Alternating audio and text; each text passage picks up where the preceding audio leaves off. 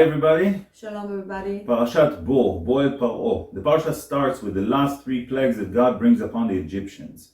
God releases the people of Israel out of Egypt. We have the story of Exodus, and we talk about Passover. One of the mitzvot that is mentioned over there is not to eat chametz in Pesach. Another big mitzvah that we talk about over there is to tell the story of going out of Egypt with the amazing miracles that happened over there to our children. Now the parsha starts with the word bo. The word bo in Hebrew means come. But why does the parsha is called bo and not lech? Lech in Hebrew means go. It actually says bo el paro, come to Paro, and not go to Paro. God is telling Moshe to come to Paro. Moshe sees on the spiritual level all the bad spirits of Egypt when he comes, and he's afraid. Because he sees a big angel, big dark angel of Egypt that has a head of an alligator. That's what the Zohar says. And the Egyptians believed that these spirits, these evil spirits, were their gods when they were not really gods. They were just angels from the side of impurity. Now God calls Moshe to come to the upper world and to be with him and to beat the bad side. When a person goes with God, he's always protected. The 3 makot that we have, the 3 plagues that we have in this parasha, are the 3 upper sfirot in the tree of life. As we talked about it last week, the plagues in Egypt are 10 against 10. So we're talking about the tree of life, and that those plagues had to come. They were essential to break all the negativity that went to upper worlds and to our world. And those 3 plagues that we have in this week are parallel to the head. They are the upper sfirot, and the 7 that we had last week were parallel to our body and the lower sfirot. Now, those plagues, in Hebrew they're called makot. Makot is like to hit, and they're meant to break something, to break a shell. Negativity in our world is like a shell that is preventing the light from shining. And the 10 plagues are actually coming against a 10 ma'amarot, 10 ma'amarot. There are exactly 10 places in the book of Bereshit, Genesis, that says Vayomer Elohim. And those 10 ma'amarot, they are connected to the creation of the world, and they're hidden there. And in here, when they reveal and release from their negativity, and from the shells, klipot of the negativity, by those makot, by this heat, that happened in Egypt, that broke all the negativity all the way to the upper world. Later on, they could turn into the 10 commandments that were given to the Israelites in Mount Sinai. Now, as we understand, this week is all about clearing our thoughts and working in the seed level. Because anything that we do, we start with an idea, we start with a thought. And if the thought is negative, if the thought is filled with fears or not the right energy that we need in there, it will affect the outcome. So it's very important to think about what seeds we're planting. And if we start something and we feel that we didn't really think it through, when it didn't really, put the right energy there or the right seed, we have to do that. Because if you want to plant an apple tree, you have to make sure that you put the seed of an apple tree. Because if you took the seed of an orange tree and you put it there, it doesn't matter how much soil and water and love you'll give that plant, it will still grow into an orange tree and not into an apple tree. So this week gives us a special energy from Hashem to clear and cleanse our thoughts, to prepare a vessel for Passover, to expand our vessels to receive more light, and to have more clarity and control over the thoughts that are coming to our head, and even dark thoughts that are connected to us worshiping, idols and bad entities that we're not even aware of. as bad feelings, fears, money, and so on. מכת הרבה. Locust. Plague of locust. ויאמר אדוני אל משה, נטה ידך על ארץ מצרים בארבה.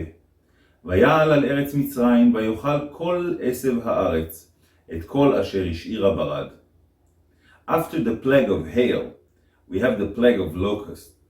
Huge clouds of locusts are coming from the east and eating everything in Egypt. You need to remember that the Egyptians were farmers, and everybody were starving now because the locust ate everything. Pharaoh begs Moshe to release the plague, to stop it, and all the locusts are leaving to the sea. So the plague of locusts is the Sfirat Bina, and Bina is like the warehouse, the storage of all the energy of the universe. This is where we bring from upper worlds the sustenance and everything that is like the power of nurturing in our world. It's like the feminine side of Hashem, like the motherly side of Hashem. Now, the mother is nurturing her children. In this plague, the other thing, it went the other way around. The mother, or the motherly part of Hashem, drew back out all her sustenance from Egypt. Instead of giving it, Hashem took it and took all their food away from them. The next plague is darkness, חושך. ויאמר אדוני אל משה, נטה ידך על השמיים, ויהי חושך על הארץ מצרים.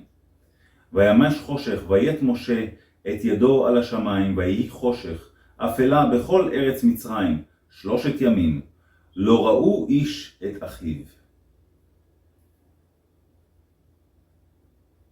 Right after the plague of locusts, Pharaoh doesn't release the people of Israel.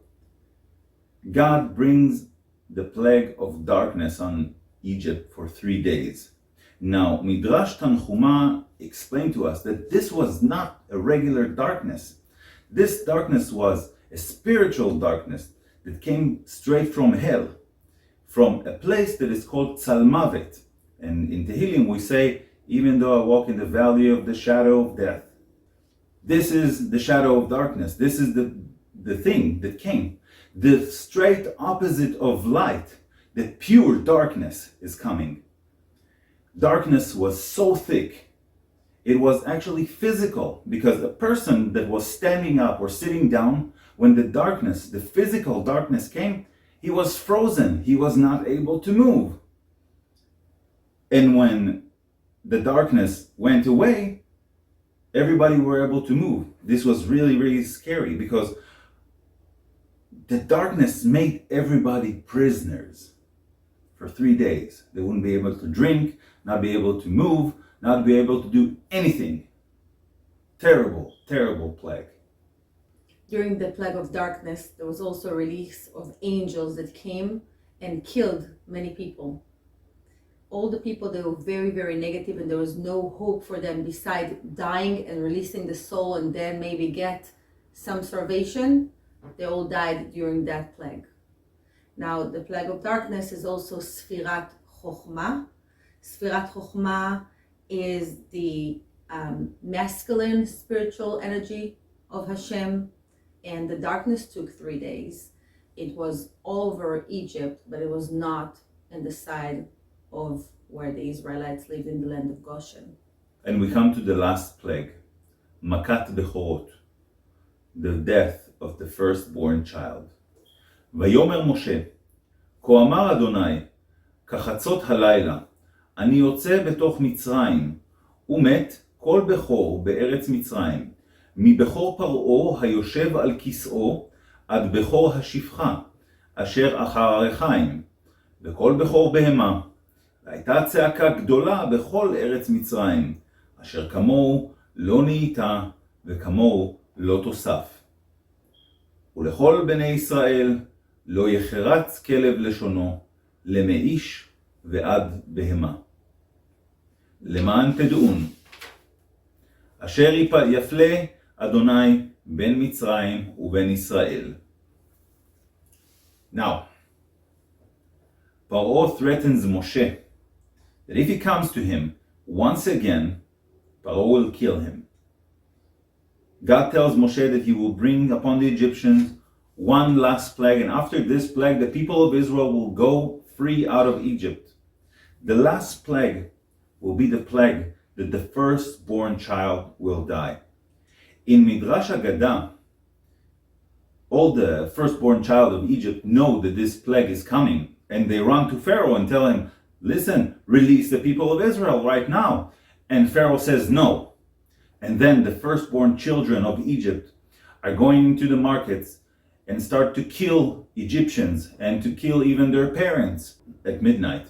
The firstborn children of Egypt, including the son of Pharaoh, is dying. Screaming coming everywhere in Egypt. You can feel death around. Pharaoh gets up and starts to kill all of his magicians that are in the palace. He goes out and tells Moshe that the people of Israel can go out of Egypt right now. So the last plague is the Sfirat Keter. Keter is the highest sphere. It means crown. And this is really where the seed levels, where it all start from. And it happened also in the half of the night, when it says Chatzi Halayla, in the middle of the night. So the middle of the night is after 12. When it's 12 o'clock at night, midnight, right? From midnight and on, they say that at midnight, this is a time that Hashem goes into heaven and he talks to all the righteous people, elevated people that are in heaven. So there's a tradition that even King David used to do, to wake up at midnight and to study Torah. People today, they do it, they study Torah or they study Zohar, even to read a little, just a few psukim, just a few sentences. It gives you a lot of light and protection. And that's why there's some holidays in Judaism that you stay awake and study half of the night or all night long, because again, you want to connect to the level of heaven and bring it down to earth. Before Makat Bechorot, it was starting in a very, organized way that Hashem gave the exact directions to Moshe to what to do in order for the Jewish people, for the Israelites, not to get hurt. Because we need to know that once there is a release of negativity, there's permission to the angel of death to go and hurt. It doesn't matter, good, bad, young, old, it's all there. That's why there was a great need to protect the Israelites. So it starts with the instructions that Hashem tells Moshe that on the 10th of the month, the Hebrew month of Nisan, all the families would buy a lamb and would bind him to their house. And then they all at once, on the 14th of the month of Nisan, they would all slaughter him, those lambs. They would slaughter the lamb all on the 14th, on the time that is right before sundown. All of them together on the same time. Slaughter it, cook it. Before they cook it, they would take the blood and put it on the doorposts of all the houses. Wherever there's an entrance, put the blood there, and that would be the sign for the angel of death not to harm that house. And they would roast that lamb only on fire, no cooking, not in water, no nothing. Roast it on fire, and that would be the sacrifice. They would eat it, and they all went into their houses, of course, with the sign, and they were all protected, because then at midnight, the angel of death came to Egypt, and whatever house that didn't have that sign, the firstborns, they were all killed. Now we need to understand something. Egypt, we know, They were all working and controlling people by the power of dark thoughts and black magic. The firstborn is the child that has the most energy. And the Egyptians, not only because they were firstborns, they were the ones that they invest in to get the most, energy of spells and power. And they were controlling, if you can imagine, it's like, either a network that every firstborn has the power of its own, station. And once they were all knocked out, Egypt went off completely, a completely blackout. They were doomed, they were done. Now, another thing that happened here, sometimes you have to fight darkness with a little bit of its own medicine. What am I saying with that? The Egyptians had their biggest god was the god in the name of Ra. Ra was with the head of a ram and a body of a man. And he was also the god of rejuvenation. They were worshiping to stay young forever, to stay beautiful forever, only pleasuring in the pleasures of the body, not the soul. And in order to break all, of the powers of Egypt that controlled not just the Israelites, they controlled also so many other nations, they needed a very big action. So one of them was killing the firstborns. So there's, they cannot, there's no network anymore. Done. The internet is down completely, forever. Number two, taking those little lambs are like taking the power back from those, black angels, especially from their head, their god, their minister, Ra, binding it, and then all together slaughtering it on the same time that is on the, right before the night, on the 14th of Nisan, and destroying that energy forever. By taking those lambs, they took the energy from those dark angels, they binded them, and then they slaughtered them on the same night. And the little lambs, and taking those powers of negativity and destroying it completely. Today, we have a very powerful tool to protect our homes, and that's called the mezuzah. The mezuzah are those little boxes that have inside parchment that has parashot from the Torah that are, the parts of the Shema Israel. And we put it on our doorposts. When we go inside the house, it's always going to be on the right side. There's a special blessing for that when you are putting it on, and it has to be tilted. And those are the protectors of our homes. We put it outside of our homes, whether it's the main entrance or the back entrance. We put it on the doorposts of each room in the house beside the bathrooms. And there are rules for that. But those are powerful tools to protect our homes from any negativity that we don't want to enter our home. Thank you very much. Thank you very much.